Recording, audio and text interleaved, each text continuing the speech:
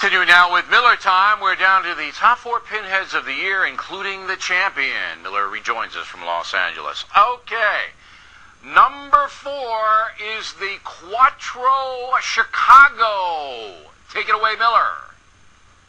Yes, we have the 4 horsemen of the apocryphal, Rod Blagojevich, the Reverend Wright, Bill Ayers, and Tony Rezko coming out of the city of big shoulders, of course under the leadership of Rod Blagojevich, who to me appears like he's Janet Reno before you add water. But you got to give it to Blago. He's making a little money out of this. He's already sold his head to Ocean Spray to be their new corporate logo, and I see where the naming rights to his upcoming corruption trial have been sold to Budweiser.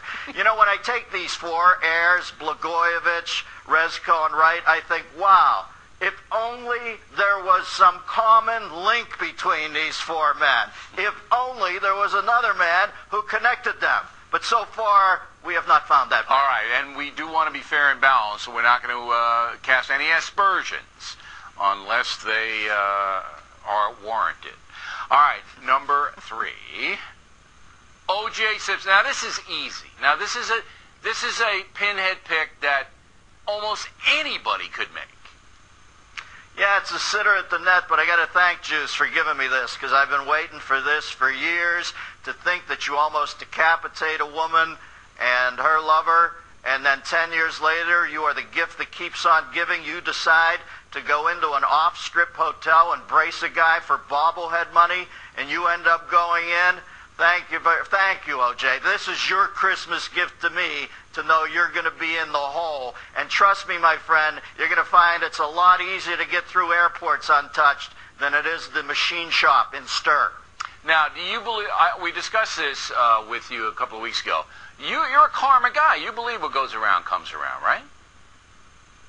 Not all the time. That's why this is so brilliant. It might come around in the next life, but no. Why does Idi Amin live to be 80 and you see only the good die young? You know, why does a brilliant man like Michael Crichton die younger? So no, I don't think karma always works, but in this case, it worked a whole boatload, and I am basting myself in it. Is there any chance that Simpson wanted to do this because he loathes himself so much subconsciously? No. Listen, he's addled his conscience away with abuse over the years, much less his subconscious, okay? I don't even think he believes he did it. But guess what, O.J.? You have a new address now, and they're going to make you keep that Heisman on the other side of the metal detector. Break a leg, my friend. Okay, number 2, the second biggest pinhead of the year, John Edwards, another fairly obvious choice. Well, Billy, I got to give you credit. We were in early on this guy. Yep. Edwards, to call him an empty suit is to do a disservice to clothes hangers. If he were any more low rent, he'd be a spring break destination. And I just early on thought, wow, that is a bad guy. Look at him in that thing. I don't see how anybody can't look at that picture right there and not say, that is a phony cat. And what he did to that woman in her time of need, she can forgive him. She might be the only one out there. When he exploited the veterans, that was enough for me. I mean, once he did that, I said, enough.